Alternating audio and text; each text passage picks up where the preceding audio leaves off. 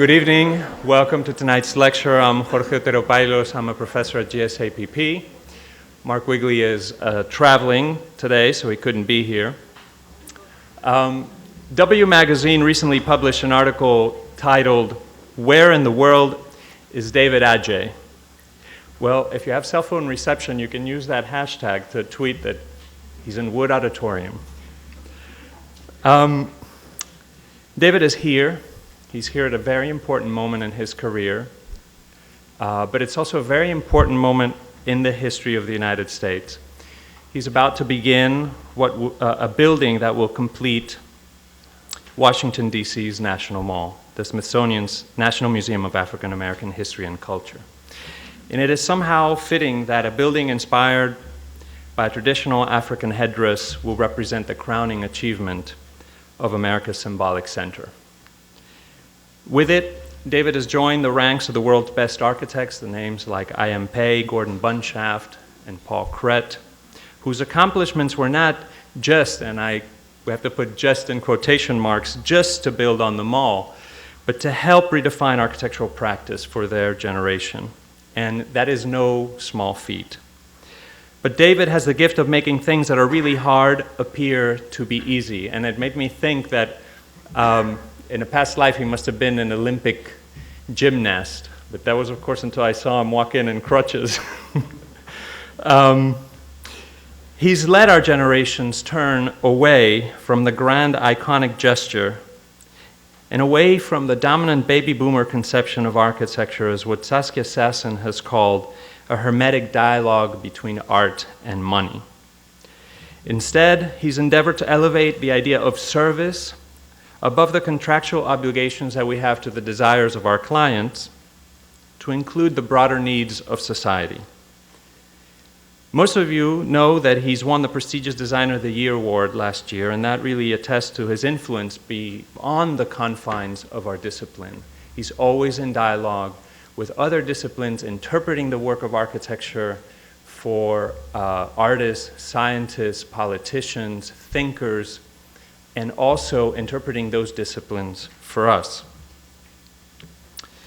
His buildings recover the discrete values of modesty, of quality, of simplicity in the service of the public interest. For example, his Museum of African American History and Culture turns away from the temple on a pedestal form to engage the street directly and frankly. Like the rest of his generation, David internalized the criticism that architecture alone cannot improve social conditions.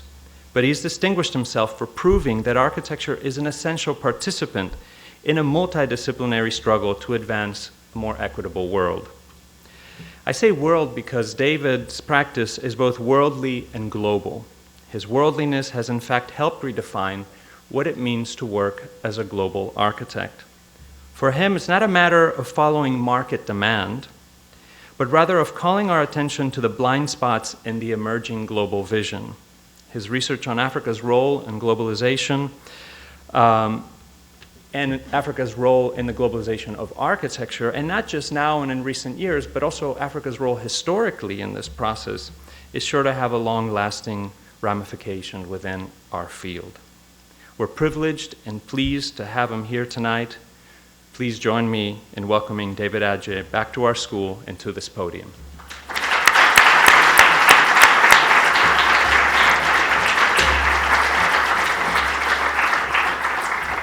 Thank you, Jorge. It's very nice to be in Colombia again. And I'm sorry I'm on crutches, so I'm going to have to sit down. It's a temporary injury and annoying.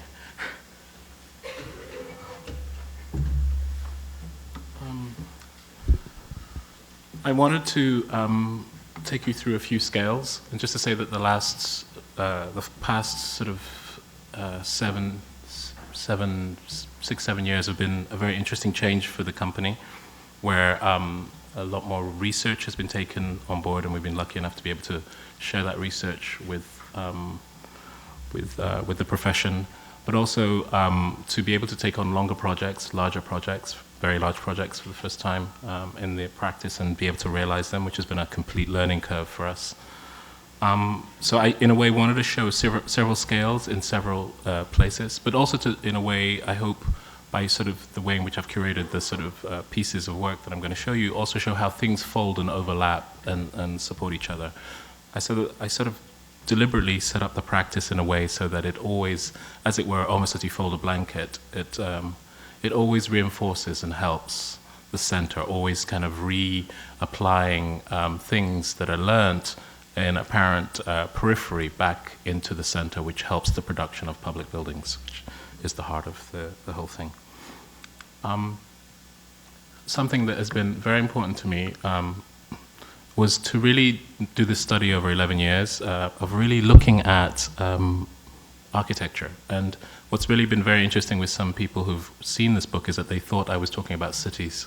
And in a way, I wasn't. I'm very interested in cities, but this book is, this survey that I did was really about geography and architecture, and trying to kind of go back to certain fundamentals about that. So in sort of spending 11 years crisscrossing the continent of Africa, and visiting every capital city, specifically every capital city, because of in a way, by being a capital, there is this idea that there is a design, and then there is this kind of production that somehow symbolizes some kind of nationhood. But because of the way the continent's colonization has sort of mapped out, the different lingua franca never talk to each other. So even though it's one continent, it really is fragmented into these very four disparate parts, both in terms of transport and language, et cetera, et cetera. So there's been this kind of blindfold to building imagery. At the beginning of the sort of nation building agenda, there was a lot more communication, but then sort of, I think in the 70s and 80s, it sort of became very much blindfolded and separated. But at the same time, there's been this production of architecture, form and topology specifically, which has somehow been consistent. And it's been consistent not to a sort of an idea of nation, but to place, specifically place, which sort of talks about the enduring nature of place. Obvious thing to say, but somehow you think that with a continent which has divided itself now into 54, this is an out-of-date map because there's a new country just here, which is South Sudan, with the capital called Juba. You know, you would think that there would be a struggle for 54 identities, 54 sort of national ideas. And, you know, we sort of talk about the continent of Africa really being 50 years old in terms of finally grasping its own sort of political identity.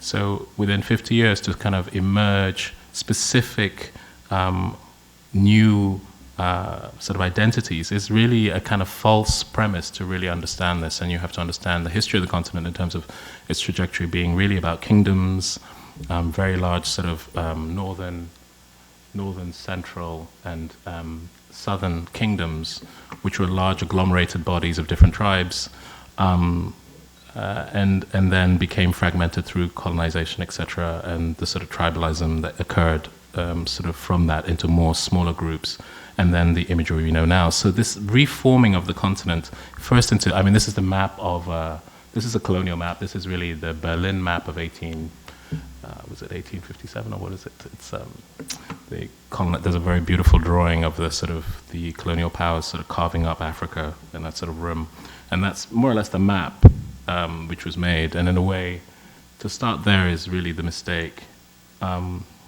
That's the continent for me. So when you get rid of the boundaries, you really have three. You have really six, if you analyze it much more deeply, six specific conditions.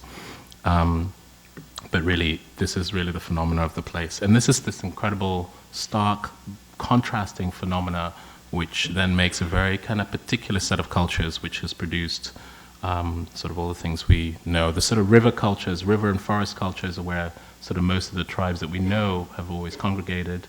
So the river cultures are all in West Africa, which are land-based farming cultures. The nomadic cultures are here. This is where the animals are generally. They're the sort of nomadic sort of northern desert tribes obviously here, and then the southern sort of Zulu tribes, Swazi tribes down here. These are that image really becomes these six specific terrains geographically, and we know this. I mean, the words that we used, people use the Maghreb, not even realizing it actually means the geographic terrain. It's not a political term. But these very kind of specific contrasting landscapes are what kind of defines that that terrain. And I think once you have that picture lodged in your head, I think you can start to really understand that you're really talking about this. And I think when you start to understand it like this, you understand that there may be many countries, they may be blurring across many boundaries, but really it's about the response to these 6 climatic conditions. I could do a lecture where I'm just going to talk about that, but I just wanted to quickly just give you that summary and to just put that into your mind, because in a way, that kind of concentration on specificity always of place is what always unfolds in the work, generally in the practice. So looking at the mountain high velds, this is the most temperate climates. There are about 10 countries in those temperate climates, going from north to south specifically. And they have a certain kind of familiar sort of image of sort of very temperate, slightly sort of breezy hill towns that are sort of in a way less specific climatically in terms of their architectural response, because in a way they can be more general because of the temperature range is much more soft. And then you have something like the savanna, which is this moment which tracks to West Africa and comes right down to South Africa, which is the migration pattern from Botswana going all the way to Dakar. Originally, I mean, the migration now turns somewhere here, which is this horizontal plate of very low foliage. And really, when you look at this landscape more specifically, a certain architecture which is horizontal within, with the exception of places like Pretoria, which is a specific, almost sort of classical imposition within that valley, a very sort of European plan which is in that valley. But even at the same time distorting to that landscape, you have this kind of horizontal shifting within the landscape, which is very precise, and where there's a kind of undulation, where places like Anananarivo in Madagascar, which is a francophone plan on this extraordinary hill, you have these extraordinary cuts, San Francisco-like, but all kind of pedestrian walkways which go up and down this landscape. And then you get to the forest, which is where the predominant amount of countries are, and the forests are where is the river culture, where all the sort of tribal cultures that most people probably know are all based in this forest belt, and it's really because of being based on the land, having a culture which kind of derives its essence from being completely connected to the cycles of nature, to farming cycles, and to the ritual cycles that are associated with that. But suddenly the foliage moves from this horizontal low shrub, which is really a plant, a sort of animal shrubbery, to this very dense canopy system. And then you have this thickness which occurs where you really are in the garden city. And you're in this absolute verdant landscape, and it's moist and it's super hot. And if you're exposed, it's incredibly dry and hot. And if you're in the garden, it's much more temperate. And in a way, the more successful cities mix this combination very specifically, and the architecture plays a very interesting role in that, where the blurring, where nature and the architecture play much more kind of diaphanous relationships. And the more imposed cities, that kind of try to defy that, really have a kind of hard time with these buildings which wear down very quickly, but sort of have also a certain specific quality. This is the tallest tower in Africa. And it's in a small country called Brazzaville, and this is the Congo River, the mighty Congo, which is like the Mississippi, which sort of divides the two things. And it's the sort of the bank, it's the bank building, of course. But it's a really interesting thing that you're sailing up the Congo, and then suddenly you get the skyline, and there's this extraordinary sort of 60-meter tower that's sort of in the middle of nowhere. So this is really looking at the forest. You can see how the forest changes as it also gets to the islands, and also where it hits the coast. I mean, when it's in the thick landscape, it really is specifically very much wedded into the land. And then when you get to places like Luanda, or Malabo, which is an extraordinary little settlement, or even Maputo, where these coastal moments, or the most fantastic island in the Indian Ocean near Madagascar, the Comores, which is on an old volcanic sort of place. I think one of the most extraordinary places in Africa that I didn't know about. A sort of Nubian city very close to Zanzibar, you have this extraordinary sort of change to this appreciation of the kind of coastal idea. But even right through to the Seychelles, you get this sort of something that you see more in the Caribbean, I think, this sort of almost island-ish architecture happening at the edges of the forest. And then when you go to the Sahel, and you're coming into the extreme sort of temperature, the Sahel, which is the edge of the desert, you have 4 countries in that, and they're all different groups who very rarely talk to each other. We've been doing a project where we've been delivering art installations to different parts of the continent and trying to talk about the imagery of the architecture to each other. And in Ouagadougou, we were talking to them about Niamey, and the mayor was getting confused with his own city. He thought Niamey was his city because the imagery was so similar to him. It was kind of striking. He'd never actually acknowledged the kind of morphology of the city.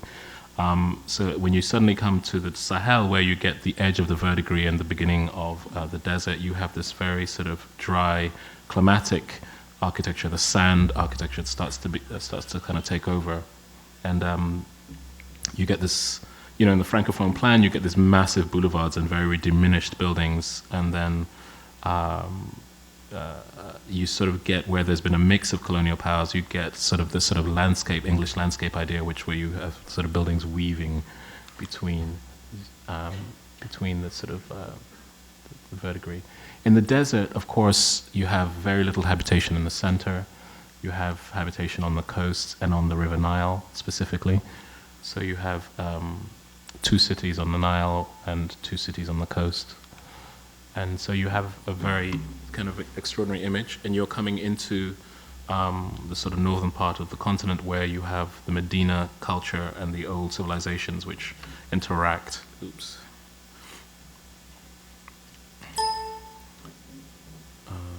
How do I take the control off?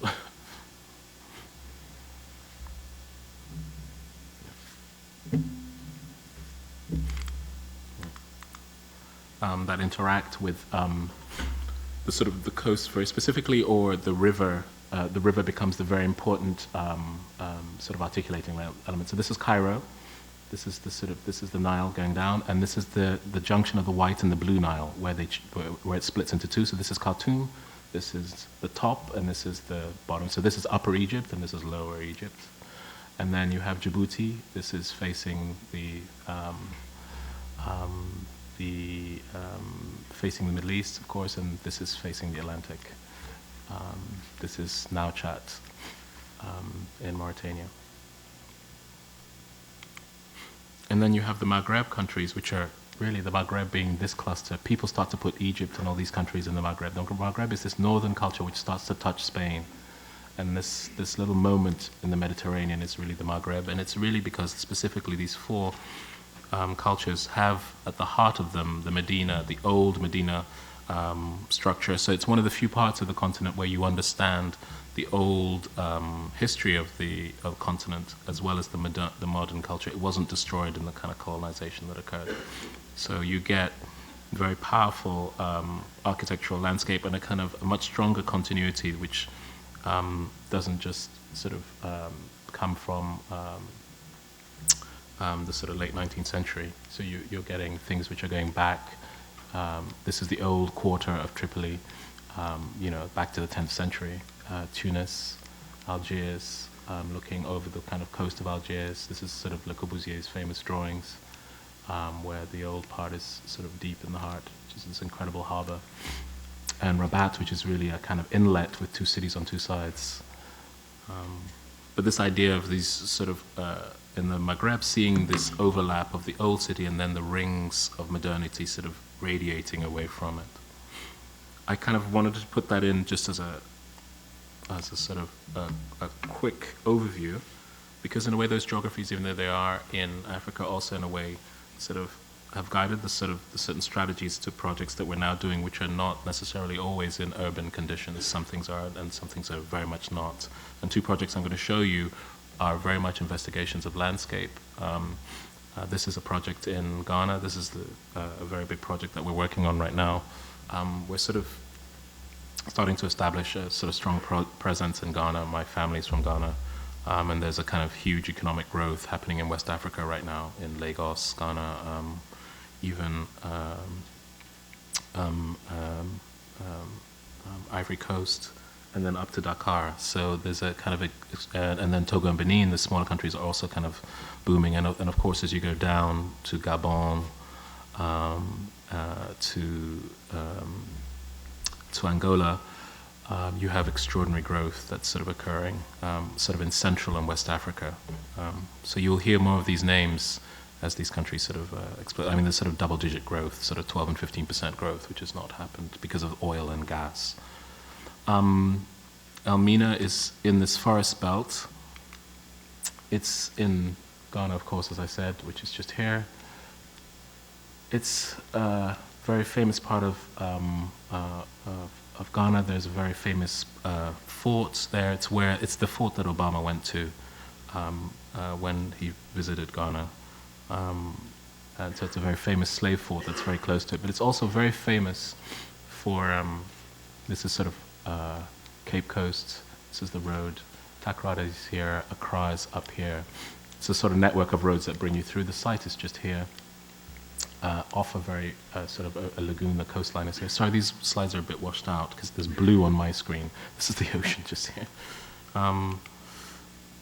This is the architecture of the forts. This is Elmina. This is the very famous slave fort that brought a lot of the African American community and also the community in South America to the New World. So these are sort of details of that, sort of the towns that sort of wrapped around that. But also in these places are these, just in those suburbs are these extraordinary schools. What was kind of interesting was that there's a very kind of a big exchange within the English colonies with Eton specifically. A lot of Etonian professors were sent down to West Africa, so a lot of very high education environments were made, and a lot of sort of exchange was made between the sort of education of the West and the education of West Africa. And so these very interesting schools where a lot of the sort of intellectuals of West Africa were trained came from these sort of contexts.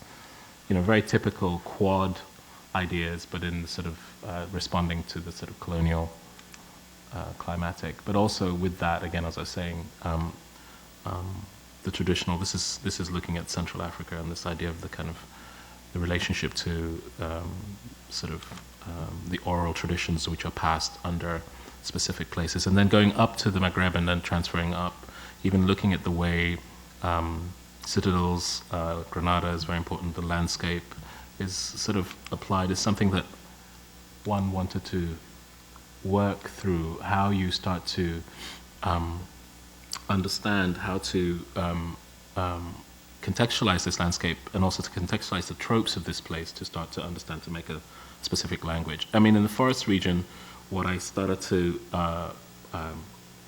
really specifically hone in on was that in a way one had to respond in a way the geography was responding, which was that the landscape presents to the habitation on the ground a forest carpet, a high plane vegetation plate which stops the heat getting down to the bottom, and then the life happens in the forest. So in a way, maybe a way to start an architecture was to literally mimic that geographic phenomena directly, and to see if one could then start to talk about a kind of an architecture that could make this response in this kind of landscape.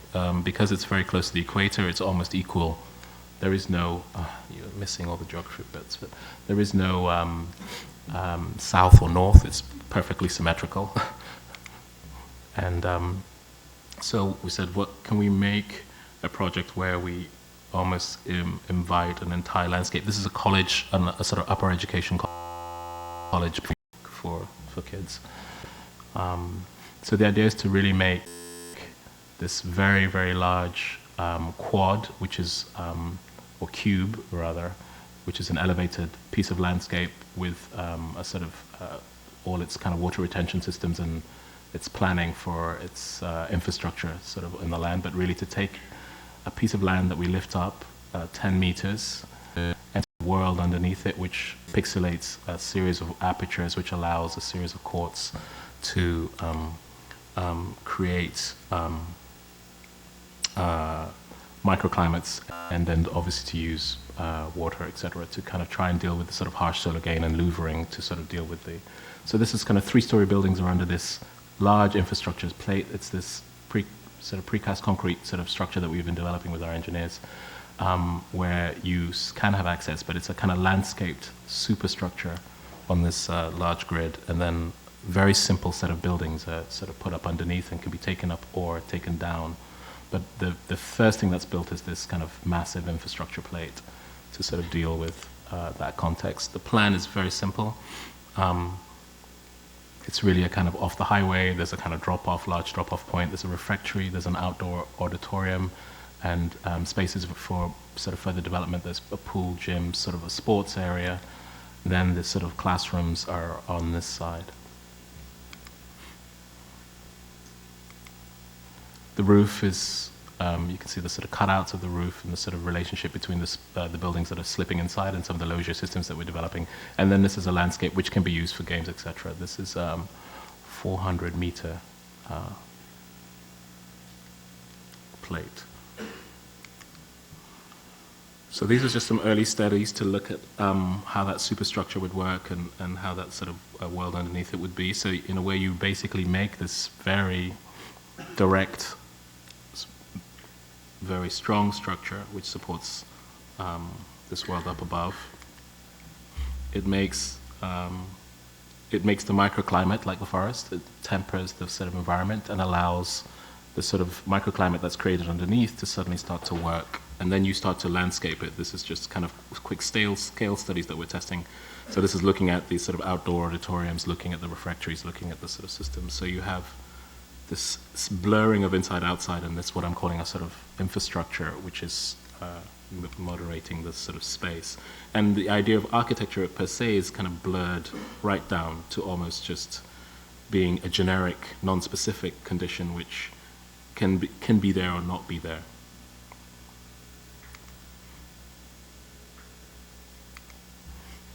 And then these are some earlier studies starting to look at how that could start to sort of manifest itself as we sort of start to kind of develop it more. We're hoping to get on site this year with this project. We're sort of in the working drawings right now.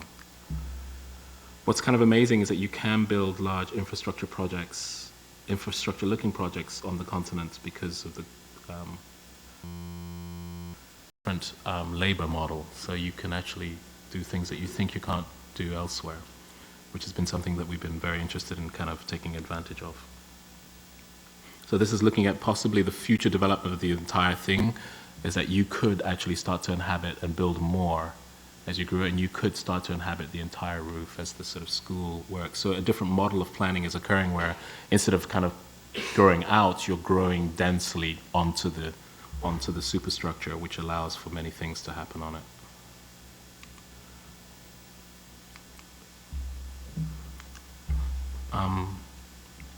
Whilst that project was happening, another project was happening in Russia. This is the School of Business and Management, which was on the image, which is the thing that was published recently in the architectural record. This has taken us about 6.5 years to complete this project. And we won this in the early sort of around, I think it was 2003, we won the competition. It was completed in 2010 and really open in 2011. And so you sort of move from the equator to the north here and to Moscow. This is the Moscow River.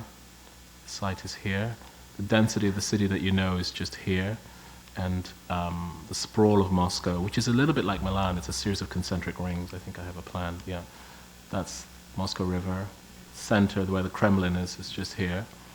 So the traditional heart is here. And then you get all the kind of rings, the Stalin ring, the Brezhnev ring, and they sort of wrap around, and each one sort of has a super highway that takes you right around, and the best way to get anywhere is always to come that way and never to try and go across.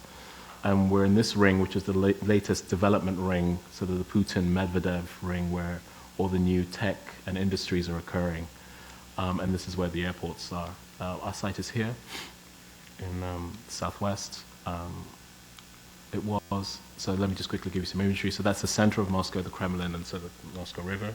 And this is looking at one of the rings. This is Brezhnev's ring, where the sort of super housing projects were made by extraordinary architects and engineers. You know, whether you like it or not, there were kind of very interesting engineering ideas about mass housing, which were fascinating.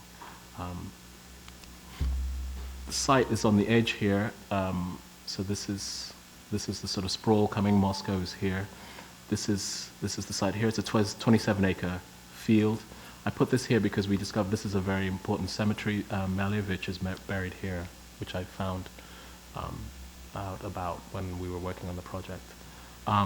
Site. So it became very interesting about the history of Russia, Moscow, and this man being very close. And you can see the sort of the way in which the solar axis works. It's that way. East is here. What am I talking about? North is that way. East is that way. West is that way. And this is the southern axis just coming around. Correct. So for 3 months, it looks like this. It's fantastic. It's a beautiful meadow. This is looking down the site, the stream. There's a stream just in the woods. And then for 8 months, it's that. So we were the only ones in the competition. You know, I think it had IMP and Calatrava and everybody was referring to this all the time. And we just continually referred to this and said, that's what most Muscovites deal with. And if you're going to be in this landscape, this is where you're going to be.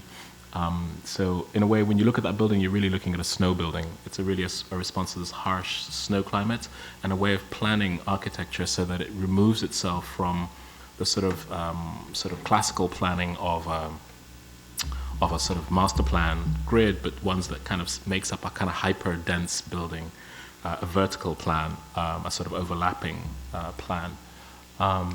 So we kind of said you had to, you know, all the key critical functions of the plan had to be not in the sort of traditional format of a quad of any sort, but really had to become one form and really become an overlap. This is sort of, if these are plans, this is section, and this is back to plan again. So you have basically this idea of a kind of infrastructure that supports the 4 colors which sit on top, and then that becomes concentration. This is a 300-meter disc with a sort of hotel, administration building, a pleasure building, and a student hostel for 300 students, 250 students. Plan-wise, it sort of looks a bit, this is the figure of the form, the topology in the plate. These are sort of typical 3-bedroom houses here, which is these dash-in cottages that we planned for the staff who didn't want to live in the building. So they wanted, we insisted that we wanted to put them on the podium. They insisted that they needed to have their own little forest getaway. So they're the only ones who get these timber cottages, but we made them look back at the building. But anyway, that's the form of the building. It's I'll quickly go through it. It's the ground plane of that large disk allows the gathering and the servicing of the project to work. You have parking, immediate parking, and you have basically you have basically these 3 reception areas. So you can go round and round as a kind of, it's a big roundabout. You can loop in, go in, or go round to VIP, or go down to conferencing. The way the school works is that they worked out that they could overlap a conference facility, a 3,000-seater, 3,500-seater conference facility for elite, you know, for the Moscow business world, to hire out and to have a 5-star hotel also take a space in the building, so that there's this revenue that's made for the school by this conferencing facility. But the revenue makes sense because it's not just driven by economics, it's driven by a desire to bring the business world directly to the school. So what you're looking at is a strategy to kind of set up the economic strategy for the school, and then obviously the school has its own revenue. The plan in the disc above that one that I showed is this, where you have these petal-like forms, and there's a reason for it, I'll come to it in a second, which are basically the schools. Each school is differentiated by these forms, and then they share a common infrastructure in the center. The school has a 500-seat auditorium here, and then the 3,000-seat sort of auditoriums over here. Hotel is in this bar. These cores are the sort of main infrastructure that sort of dive down the building and then go up. And then sort of above that, this is a sort of 9-meter plate, is the 5 5-star hotel, the student block here, a pleasure building, which is a spa, gym, etc. building, a library and administration building here. This is north, these point east, this is west, and this is the southern bar. So in a way, the building is also, in a way, presenting this idea of the orientation that it's specifically in. And then this was really a strategy, if I can move it on without it. Oh, sorry, it's quite a, I think it always does this. Now it's going to go up 3.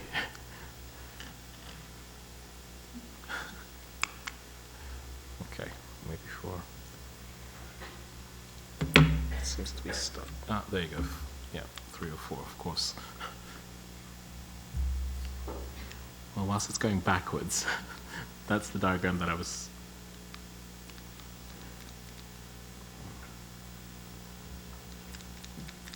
I think, has this battery run out or something? Okay, I can do it on that. This is really that plan of the plates where you see the kind of the life, the communal life of the school, where, sorry, this thing is not working anymore. It's a shame. Is there another pointer maybe? So I could just, otherwise I can't point to anything, but it's, I guess, quite clear. I think the battery just died. But anyway, you basically get this solar diagram. It's really a... Thanks. Sorry. Did it just die? Oh, yeah, where is it? I can just use that, can't I? Yeah, there you go. Okay, great. So this is north. So the conference center and exhibition center is north. Then the school really sort of rings around that, sort of in the west. And what you do is that you have introverted schoolrooms and then breakout spaces next to each one. And each one, in a way, maps the light from morning to evening.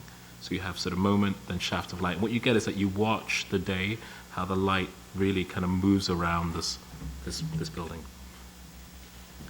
So this is the building in its real context. This is the sort of scenario. So you come off the main highway, you move to the west, you see the sort of pleasure building, then you drive underneath it for all the sort of immediate students and staff underneath, and then when there's conferencing, there's a sort of parking off the side. And then you rise up into the main disc, and the main disc is then the teaching and conferencing areas. This is a sort of landscape on the roof for then the hotel, the student block, and the wellness center in the summer months. It becomes a belvedere to the landscape. This is looking away from Moscow, and then Moscow is that way. And then from the school, you're able to come down or go up. This is looking from the east, so you're looking at very much, this is the student block, this is the hotel, and yeah, Moscow is that way. And then this is from the cemetery, back. So you're seeing how the building sort of works within its context. And then for those 2 to 3 months, it's like this, and you're looking from its northern aspect, sort of the north bar, sort of looking at you. In a way, because what's really funny, as soon as we finish, there's a whole community that's being built all around this now. So this was a moment, a transition moment. So in a way, there's something about this very generic. I was very interested in this, a non-expression of the volumes up above, but just to really express their typologic kind of quality, very abstractly, but not to kind of give it a figure which would then place it within a specific sort of past history of, what these kind of typologies could mean. Because I'm basically referring to the volumetric scale dimensions of the history of Moscow, the 20th century sort of history, really. So everything from the Brezhnev sort of super cantilever buildings through to the sort of more volumetric sort of cathedral architecture. And then as you come round, you start to see the form, but you see how the window's articulated. You have basically there's 4 stories. You can see probably the best is where you see the window articulation. It's all glass tiles. It's one material, and it's just different reflective materials on the backs of the glass, tessellating to make that form. So in a way, it's also maybe like a drawing of the light, in a way. So this is that southern bar, which is the student block. The cantilevers, these are 130-foot cantilevers off. And the building comes down on two cores. It's a concrete frame building. It's totally moment structure. And, it's very difficult to get Western engineers to do this. In the end, we had to use some guys who were in that Brezhnev area who made those super concrete brutalist buildings, who were able to do this very easily without massive trussing everywhere. It was actually hilarious. They actually laughed at the amount of steel that we had in the, I will say, Western engineers model, which made the project 4 times over. But it was actually, it almost broke the project. We couldn't build it because it was, to kind of achieve the cantilevers, we were just going too far. And these Soviet engineers just said, no, we can do this in moment structures. You can do it in concrete. And we're like, concrete at -30, how'd you do that? They cast this, it was kind of incredible. And, it's a classic 1930s moment where the props move away from here and everybody, is it gonna tip over? In Russia, they're like, no, nobody knows how to build. These are amazing engineers, and they built it within incredible means, economic means. So that was very interesting to see how using the local knowledge also can be very powerful sometimes, and not always relying on your usual conventions. So this is sort of the ramps that take you from the school buildings, and this is looking the southern block towards the west, and sort of from that conference center. This is if you drove in the winter underneath the building. One of the lobbies, this is the sort of conferencing lobby that you come up into, register, cloakrooms, and then escalators up to it's the main auditorium with it's the main auditorium with one of the major skylights. The way we got over the 350-meter disc with the deep plan was to plant these very large light wells, which you'll see throughout the entire thing. But you can see the quality of light that you get on the perimeter of the building. And then this is really deep inside the plan. This is done by the school. We didn't design these blue things, but we designed all the forms, and they color-coded all this. We designed the infrastructure of the ceiling and the floor and the forms, and they've decorated it, which is a new experience for us. It was the first time we'd had to do that. But they were not too bad. They were trying to somehow copy something they thought we would like, but they wouldn't give us the contract. So anyway, it was a very interesting moment. So what was interesting is we were able to develop these very luminous large skylights, which completely bathed, by using a white marble floor, completely bathed the space in a kind of luminosity. And with the circular plan, what was interesting is you had this kind of circuit idea, which started to happen where this is the central area and you'd move through that, but you would have this very interesting idea of circuit. There is never in the plan a dead end. There's never in a kind of an orthogonal grid the idea that you get to a beginning or an end. You're always in this loop, and in a way it almost acts like a quad without a garden. It was a fascinating realization of having the plan and kind of walking it. And then what you have is the schools, and their breakout areas and the views and the light that comes through them, and then the hermetic interiors with the lights and the ability to close them off. And then just looking from the west, just seeing how the disk really becomes a datum and operates, and north becomes this kind of pointer. And you can see this is a recent photo, and look at the buildings that have started. This has now been designated as Russia's Silicon Valley. So, this is where all the kind of startups and all the tech guys are all coming, and it's becoming this new area. This building has a pool, an Olympic pool, which we, after discussing with the school, realized that there are a lot of very incredible swimmers in Russia, but also there's an Olympic swimming team very close by. So we built an Olympic pool for both students, but also now the free diving, what is that dancing diving thing? I'm really crap at it. Synchronized swimming. Synchronized swimmers use this twice a week. They rent it, they use this. So there's this kind of moment that always occurs where, people bring their friends to watch the synchronized swimmers you just practicing in this pool every week. So you have conferencing, you have these incredible athletes, and these, new business management guys, running around networking and sort of, yeah, which was the whole thing. And then above it, you have courts. So this is really the kind of the body hall. This is the Golden Building, which this sort of very constructivist reference of, sort of slightly Popova-like characters. And then, just coming out of that, seeing the student block. No, this is the hotel, sorry, the North Block, and then school. This is between those again. This has become a landscape now. The south, really seeing the cantilever. So you see how the building is held on these two cores which go down, and the entire thing is really this cantilever. There are no braces, it's a complete grid moment frame, which I just couldn't believe, we were quite shocked. So, and you can see the new buildings which are now coming around the whole thing. And then this is the little cottages we designed for fun, to look back as a little joke. So even though they're away, they have to all look back at the building. Anyway, it's a little silly joke. And then the northern building. A view of the interior. We didn't choose the chairs. The chairman was really proud to send us this photo of his office, thinking about the architecture, but you can get a sense of the windows. And then this is the eastern aspect, and sort of views from the room, and then in the evening.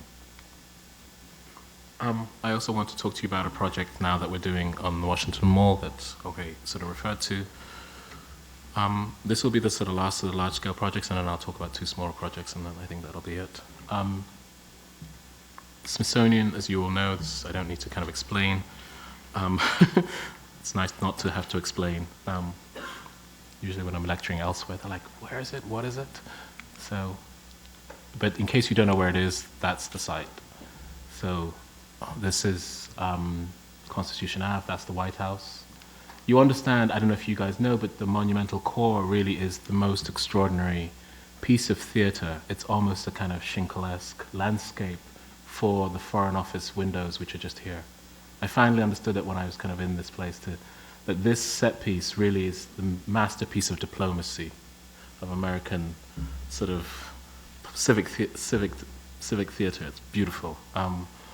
You have Jefferson beautifully framed, and it's all about talking about how you can make the world. Anyway, when you're in it,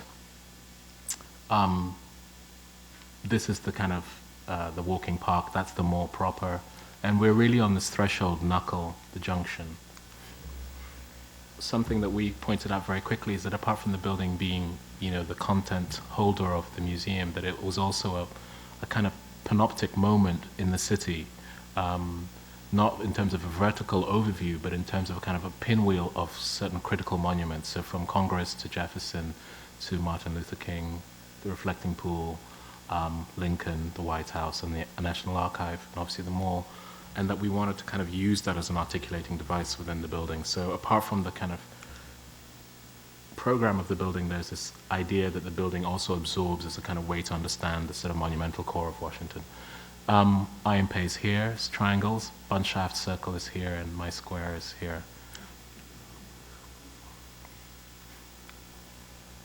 And then in a way you understand how the building coordinates. So in a way these are the windows that are in, there are only this many windows in the building, and then there's really a screen. Catherine Gustafsson is working with us on the landscaping, and she's had a really difficult time working with the Beaux-Arts plan and all the kind of conflicting data about keeping this Beaux-Arts plan, but she's done an amazing job of kind of helping us articulate a southern climatic sort of entrance, it's a south-facing, and a northern sort of tranquil space which can relate to the Washington Memorial Grounds, and then still keep the Beaux-Arts interlocking ellipses that can allow people to come from the subway and still, we had huge arguments about being able to see the monument from here and from here and from here and from here. So, it's been a very interesting few years, but it's, I think, produced a strong building. We've got the building that we really wanted, and I'm really very excited to show you where we are. Let me see if this will move forward. Okay. Maybe some references that you may have heard about. Okay. The corona is really from this image. This is Olu, a very important sculptor from the Yoruba period. So this is back to West Africa. This is the shrine houses, the most inner court. This is Olu's articulation of the porch. This is terrace moments with courtyards. And the story of the kings are carved like caryatids, of course.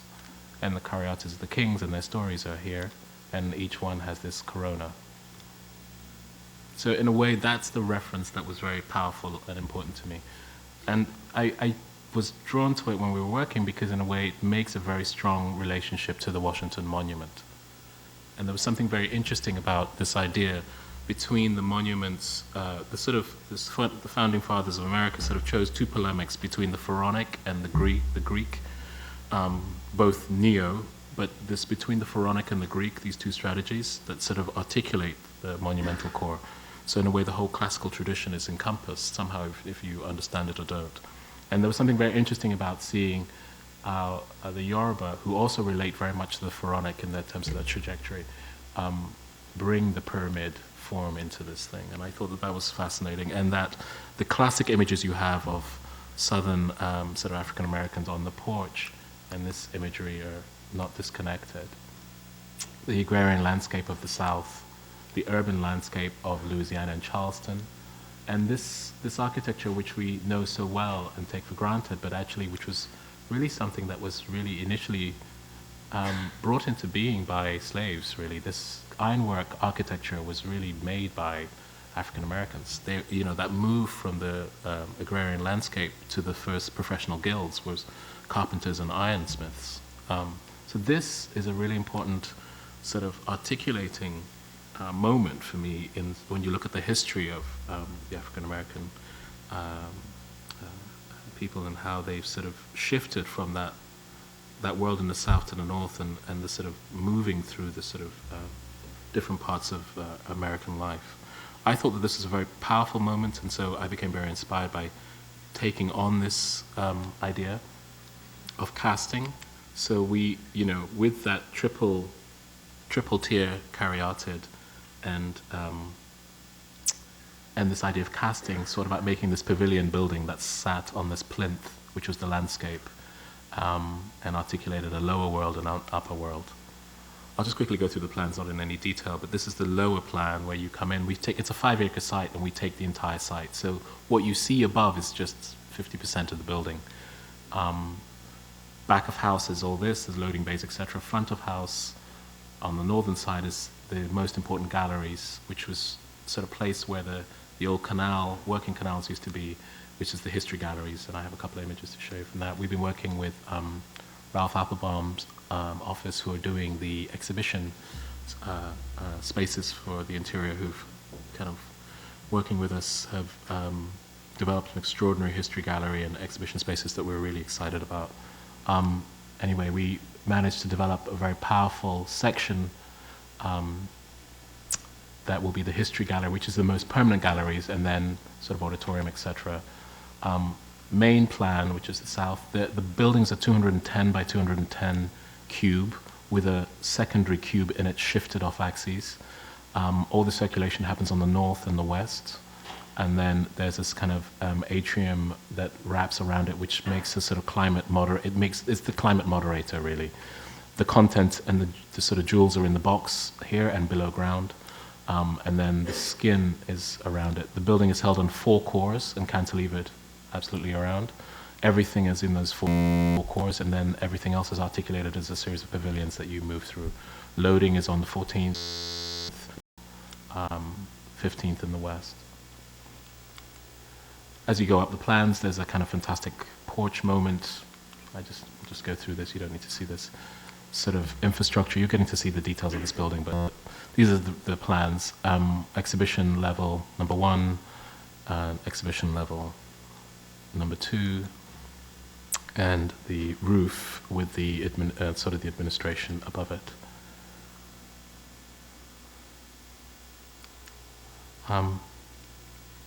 So you get the sense of the scale. That's the monument there. That's the building underground and the building above ground, the skin. You can see the scale of it. It's very much a kind of Washington scale building. This is the Federal Triangle behind, so it's in scale with the Federal Triangle. You can see the proximity to the monument. and you can see this form. The pyramid at the top is what I was kind of referring to in terms of the pharaonic. I mean, the needle is it's from Karnak. It's one of Karnak's needles scaled up, but that angle is what generates the angle of the corona. So in a way, there's a kind of relationship. The inverted triple pyramid referring to the sort of pyramid on the plinth. The form of the building is that you have this transparent center, content below, content above, and that this center is a kind of dissolved ground plane which connects the north and south and becomes a public room for Washington. So cross-section wise, this is the south, this is Federal Triangle here, this is the public room which you pass through. The building, Auditorium in the heart. Exhibition, the main history galleries are here. This is a 50-foot space, which sort of contains that on this triple tier with a kind of reflecting moment here. And then you have other exhibition spaces, research bedded between the two, and then administration. The building is in this double skin for a reason. I'll show you why. Essentially, we've also been working with Guy Nordstein's office to really see how, Guy's team's been amazing. They've developed this extraordinary net structure for us, which allows us to kind of deal with the absorption of a security blast, which is one of the kind of overriding criteria of a building on the mall. So this idea of a building within a building, this really the real building, and the skin, which is the sort of dress around it, becomes a system that deals with the blast, which allows the content and this building to be unaffected. So you have this kind of moment where you have this articulated sort of mute form that then pokes with its eyes, these windows, to the sort of skirt. This is Guy's diagram, but I love showing it. But he essentially developed a series of trusses and cables which suspend the entire structure. So the entire thing is a kind of moving skirt. It literally, the model that they showed us was extraordinary. It just buckles and twists, so you can get a tack on it and it deflects and absorbs the energy around the whole thing. So I think this is the first time it's been done in a full sort of freestanding building, so it'd be, I think, a very amazing thing to see. It's been tried in atriums, but not as a kind of skin for a building. And then you have the skin, which is this panel system. I'll just talk to you a little bit about it. It's a cast concrete with a bronze coating on it. It's a very perverse hybrid material. But basically, you think it's metal, it's actually concrete. But it looks like metal. And the front looks like concrete, but it's actually metal, and it'll look like stone. And it's to do with the hybridity of materials right now, in a way. That's what it looks like.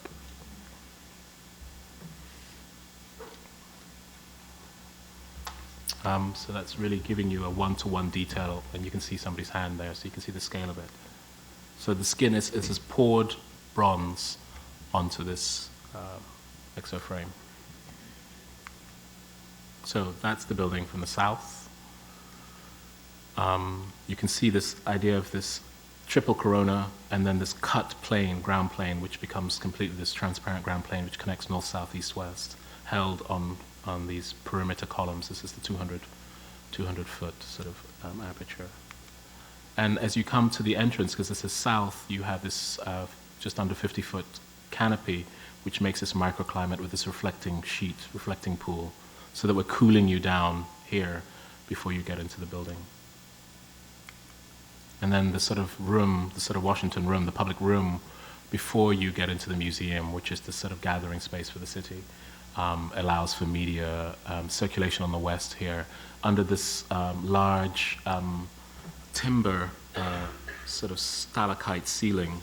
So we call it, it's a kind of inverted forest of content above you, content below you. In a way, for me, this moment where you've become caryatid in the building. This is, for me, the content touching you, connecting you to the ground, and you to it above. This idea of trying to then make a kind of vast whole with a singular image rather than a sort of servicing image. Sort of the perimeter, which is where the circulation is, the incredible porch and the views that you'll get to the landscape. Early ideas about exhibition content, this has all been superseded. The circulation void, this is a moment where you're actually in the lower levels looking towards the sort of triple height space, which will be here, looking right up the corona. Sort of some of the lower level spaces, some of the exhibition spaces.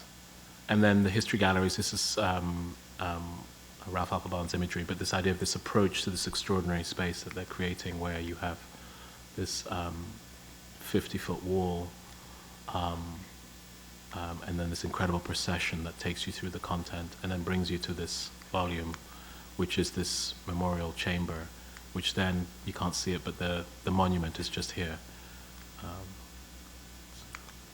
And then the south that you've come on, so sort of descending back into the city.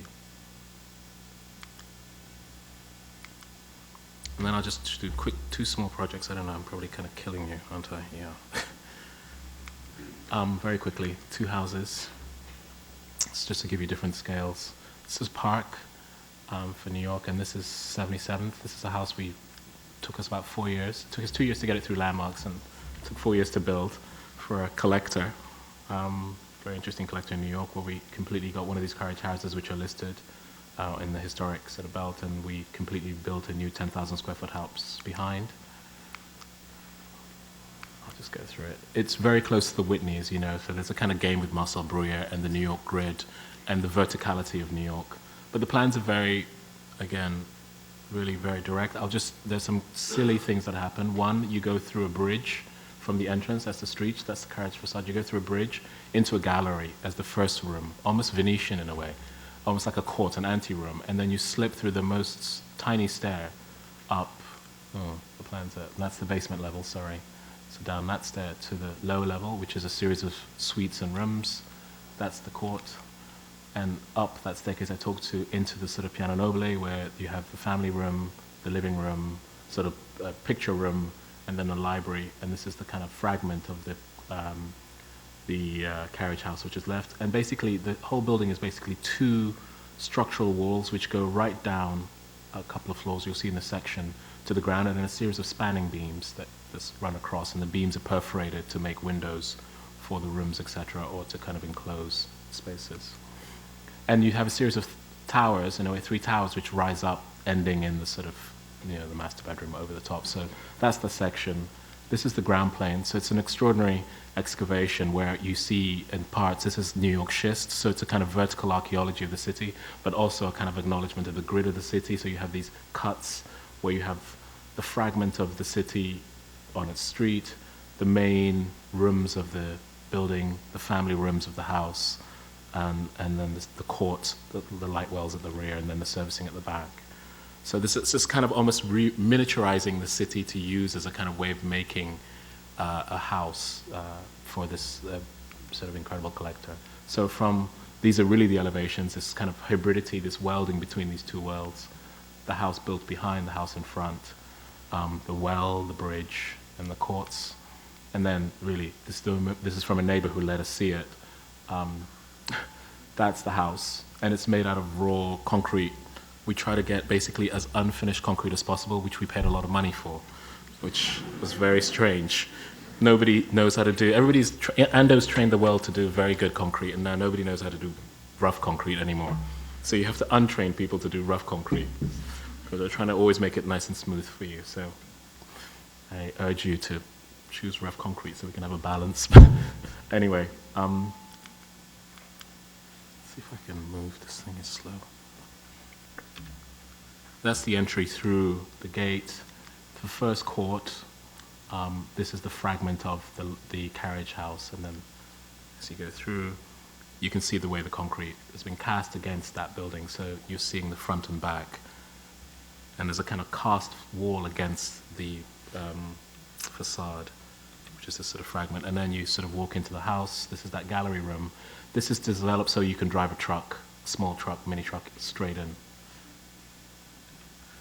The gallery space with, Pierre Palin and, I don't need to go through the art stuff. And then the staircase, which is just behind.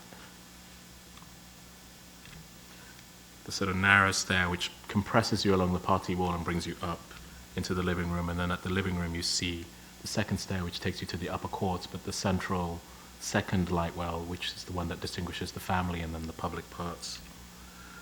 The main wall between the two, this is the moment where you cross to the fragment of the carriage house, the real facade of the house here, and then this window which overlooks a Maurizio Catalan installation that was placed in.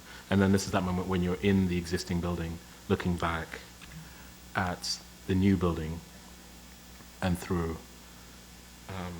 So this is the sort of grand salon, sort of hanging room, and sort of looking back at that. So this person collects furniture. These are Pierre Paulin specifically commissioned, Rolf Farah. This is Roman. This is one of Damien Hirst's sort of cancer paintings, extraordinary painting, and obviously the amazing Basquiat Devil painting that this man owns. Looking back, so that's the staircase you came up, this is the other staircase that brings you up. Looking into that corner terrace, the third light well, and that's the only window on park. So we can have one elevation to park, that's it. So you can see the beams. These are really beam walls to the edge walls, and then this is the sort of courtyard on the upper level, and the cutouts that we made across those beams, and then the sort of building, the last court, the last tower in the context of the city. And then sort of each floor, because it becomes so small, is a kind of program of one function as you go up, and then the bedroom has this mask, which is the upper level. And then as you go down, we excavated and exposed and reinforced the schist. This is the New York schist, the old foundation stones of New York. So this is the old walls where we braced around it to sort of have it come inside the house as well. So you have schist kind of merging inside and outside the house. This is a lower basement into sort of the sort of suites and rooms that for guests. And then the front court where the Maurizio Catalan is as you rise up in this sort of rough aggregate court. And there's that Maurizio Catalan, which is a really poignant piece of work because it talks about the decline of the financial market, actually. And I think Maurizio did it not realizing that he was really being this prophet. And I think it's a very interesting piece of work. The death of Pinocchio, the death of of all that funny magic. Anyway, lastly, and I'll leave you with, because we still work very much with artists.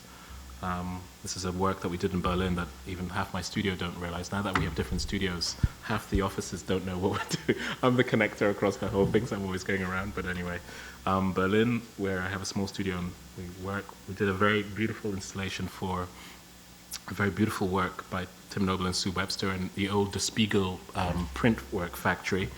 And it's basically Tim and Sue, who I built the Dirty House for, one of the first houses I did.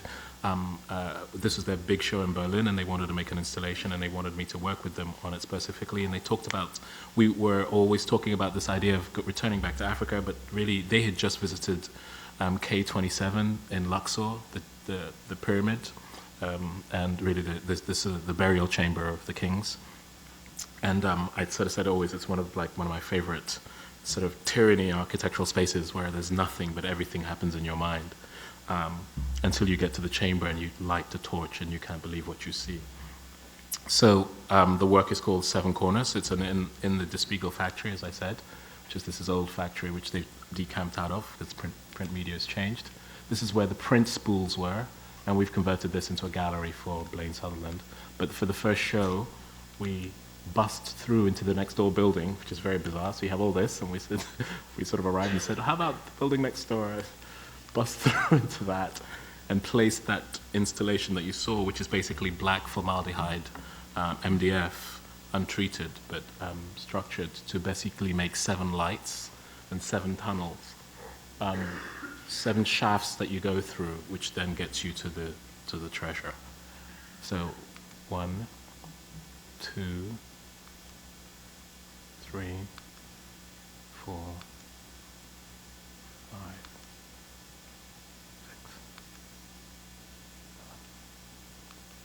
6. Oh, 7. Voila. That was a double shot in there. And then you come into the room, and this is a sort of typical Tim and Sue, you think, which is a portrait of them. But as you come into the room, you realize the room is this compressed, crumpled, crushed sort of pyramid. And the work is these two gold pieces, which are basically made from petrified rats.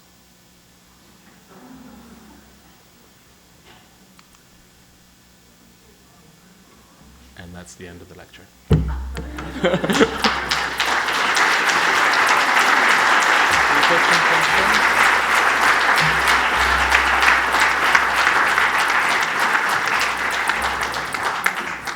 Thank you, David. So David has agreed to take some questions if there's some from the audience. Second question. Maybe I can ask the first. Is there one back there that I just Yep. Yeah, okay, there you go. Yep. Hi, I'm Vahan, a student. David, I saw in your projects how you're using the light, this beautiful atmospheric effect. Like, I was wondering how you achieve that. I assume you can rely only on CGI to make assumptions how your buildings will look like after they're built. Oh, how do I know what the Yeah, atmosphere is? How do you know how to create that atmosphere? I wish somebody, if I could pull that out of my head. I don't know. I make models. I don't really, the CGIs are not how I test it, but we do use a lot of lighting diagrams now, lighting programs. So we look at things. But underscoring all the work is a lot of research in the beginning of my career that just really, that from the first houses were really experiments in studying how mass and light and form work. So there were studies about how light comes from above. The first house, Electro House, was all a study about not using light from the vertical elevation, but only from the sort of flat elevation. So it's a house which works with these light wells, and the dirty house worked with these kind of drop shafts. So in a way, I've been testing models of light through different topologies, and it's got to the point where it's now not so didactic, it's much more active, maybe. Okay, thanks. I have a second question, if you don't mind. Okay. And you're looking on culture, on trying to find your concepts from different cultures and stuff. How do you look on the idea of bringing the general public as a critic to your projects, like in Washington's case? Yeah, how interested are you in opinion? Very. I think that there's no conflict with a dialogue with the public, whatever that is. It's not about doing what you think the public wants you to do. It's about understanding the concerns that are in that public realm.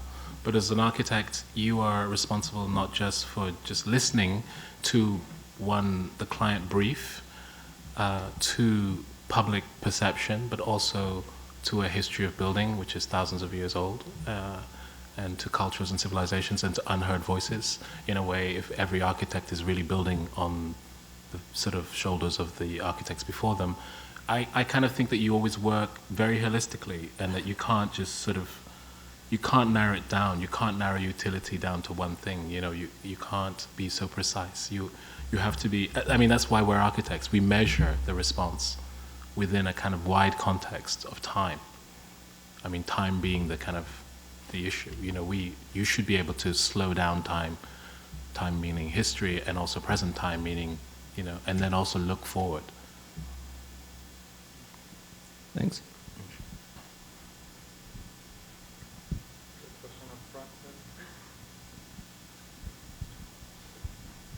Looking at your project on Africa, yeah. In particular, you had mentioned that your project is not specifically on the city. But those images were all city right, groupings. No, not in particular, just considering, I guess, the population boom that's occurring in many African cities, what are the political implications of your projects, that you would say? There is a massive urbanization that's occurring. Maybe that's, the population boom is big, but it's not so dramatic.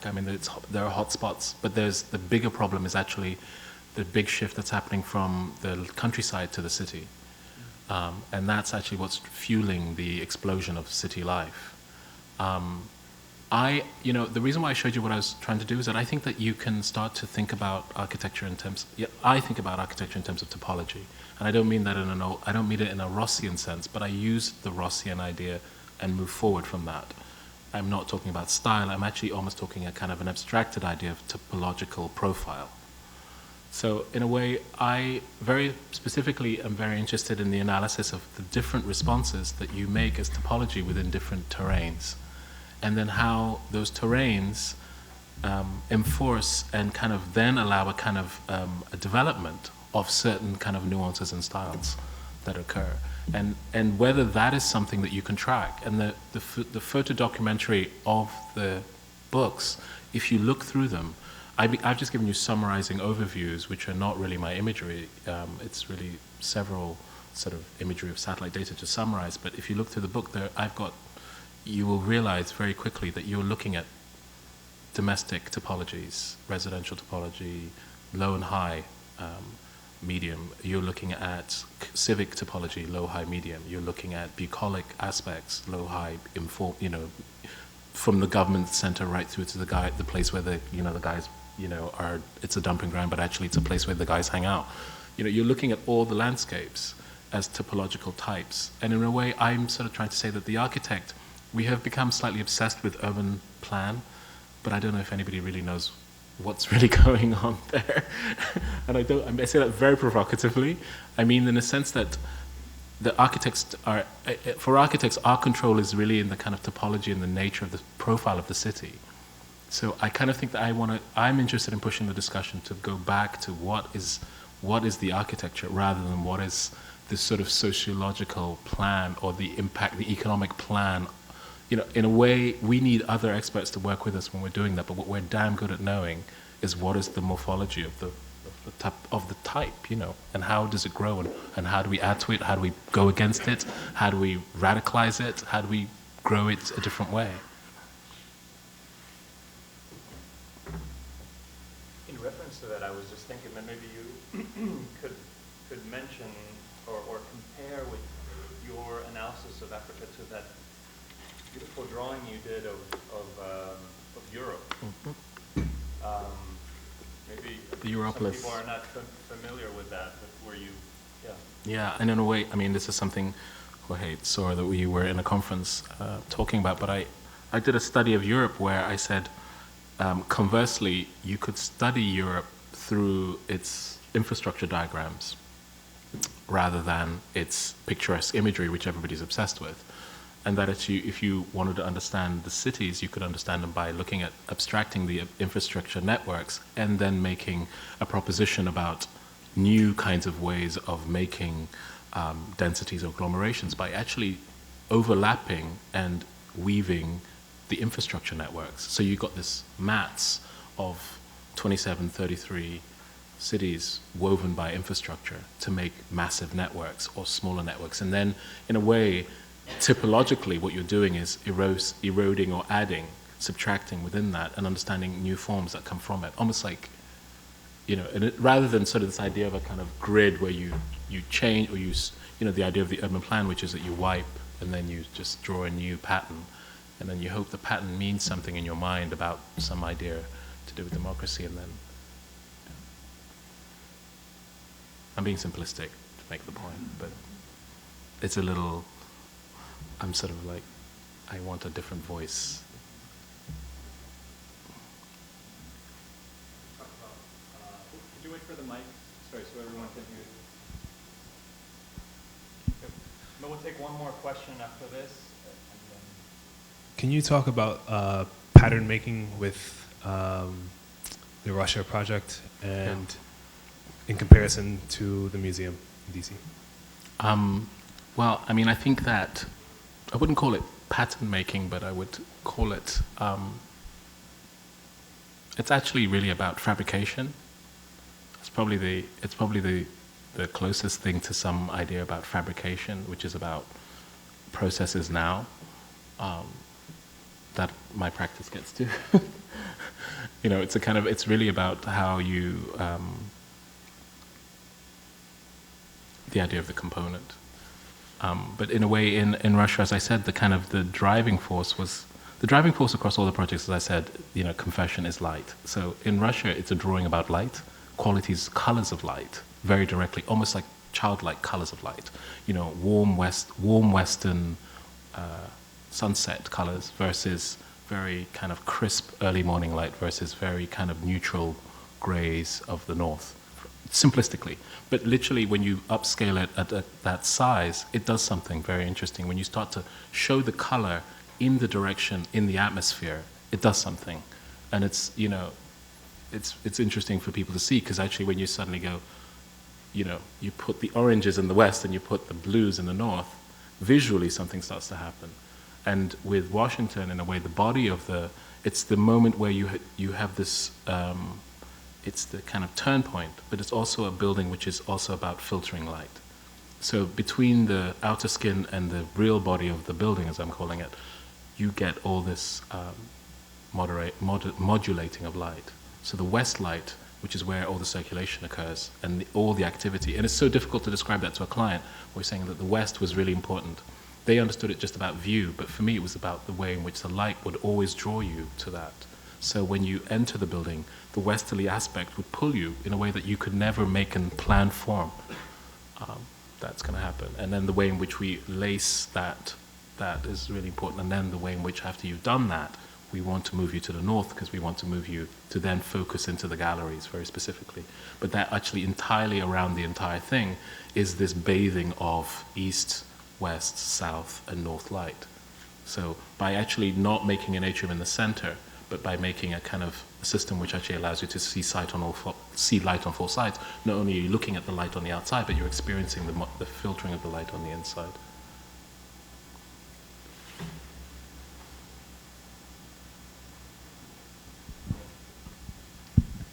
I'm wondering how you, in particular with the Africa projects, how you're contending with history, because I'm thinking about in particular the way that you presented the projects had a very similar kind of presentation. It seemed like you're doing a lot with kind of the climate and the geography, right? And in the early post-war and early post-colonial period, the development of climatic design, climatic design was precisely a way to design for places like Africa. At a period, especially I'm thinking in Britain, at a period when there was a kind of rise of historicism. Yep. And because Africa at the time was thought to not have a history to have to contend with, you could design in this kind of super technocratic way that didn't have to respond to a type of history. Yeah. So I'm wondering now, 60, 50, 40, 50, 60 years later, when you're taking very similar kind of techniques and even forms and so on. I'm wondering how now that there is, you can't kind of make the same claims about the history. I'm wondering how that feeds into the design process.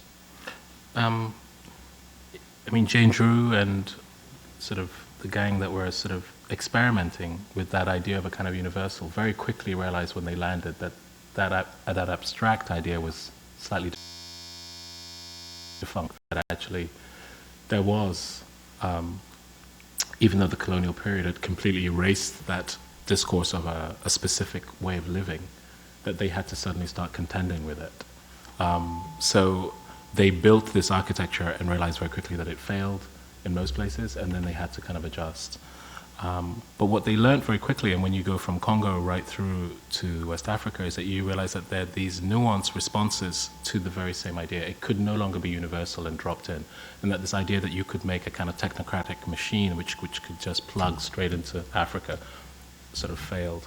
When I'm sort of looking at that failure is not a problem for me, but it's a kind of almost first generation test, but it doesn't mean that you abandon the sort of the inherent thinking that was behind it either, but it means that you don't apply it exactly as it was. What I'm trying to show you is that I think that there's a way by you can expand the repertoire of response climatically so that it's no longer generic in the sense that, it's really hot, so you put louvers in. It's really, bright, so you make big windows. Or, it's really efficient, so you make a corridor. If you notice, the study was trying to say that actually there's a kind of topology of responses in those climates as well, which needs to be unpacked and to be understood specifically so that you can start to kind of talk about, even before you sort of make that basic response, there is a kind of a very clear environmental strategy that you have to be working within. And then from there, if your architecture gets more sophisticated, you can actually then nuance it by patterns of the settlements if you understand what those city conditions are. So in a way, there's a kind of, it's really, for me, this idea of, I'm not very interested in my work in this sort of throwaway, let's try another sketch, it's kind of very additive, but it kind of expands from things that have gone before, but it becomes more precise in the way it starts to re-engage again. So the conversation, if you see, is that, I mean, like with the Elmina project, you've never seen an infrastructure project like that to deal with climate. There isn't one on the continent. They thought about it, but nobody's ever, there may have been sketches, but there's never been one done.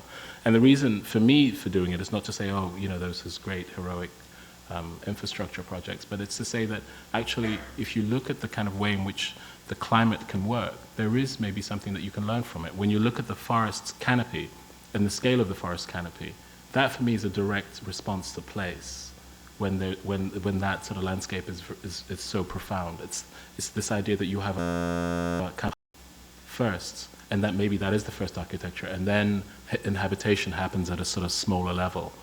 And in a way that you can start to talk for me that is a kind of almost touching to a vernacular, but then also using a kind of super science, as it were, to sort of play between both. So you're actually starting to kind of bridge, you know, you look more precisely and you engage more precisely. You still use the science, but then you start by doing that to start to hit something more precisely. And then I think you can then nuance it with more as you gather more information. You take one more? Yeah. Where is it? I saw Up somebody. here. I saw- There's one? Okay, good. Did you want to? So you point. Yeah. So the first book about the houses was very kind of straightforward about the architectural strategy, and like, you know, it was a series of studies on light and a series of studies on the different spatial demographics that you were dealing with. But the second book starts to delve into kind of some of the stuff that the work seems to be heading towards now, which is studying these African artifacts and African patterns. And I'm just wondering, like, especially when you're working with those patterns and those inspirations in the Western context, how do you avoid kind of Disney. exoticizing, you know, those unheard voices that you are? Yeah, I think that, you know, every creative person has inspiration. They're what I call they're butterflies, the scientist's butterfly, the thing that drives the thing. I think that it's not necessary for that driver to be literal. I think that when you start to want that to be completely literal, you have problems. But I think that in the sort of the creative inspiration of anything is the spark which kind of drives a project and kind of gives you some, maybe it's a mimetic, slightly relational kind of positioning with things which drives the creativity. You know, the thing is, what drives the creativity? What makes it creative for you? How do you push? And for me, I started to realize that I had a very strong relationship to these forms because I'd known them my entire life. And that they actually, as much as I wanted to think that they were just part of a certain sensibility parked in my subconscious, that they were very much part of my conscious kind of operation, but I just didn't bring language to it. So, like, in any influence that you have, if it's the Greek, if you live in Greece, or a Japanese context that you live in that you don't talk about, it's there, right? And so you can either reference it, but it's always there working. You don't, just because you say it's not there, it doesn't mean it is. You're just the sum of the things that you're seeing in the world, reproducing them again in your own way. Maybe, right? Okay, David, thank you for a wonderful lecture. Very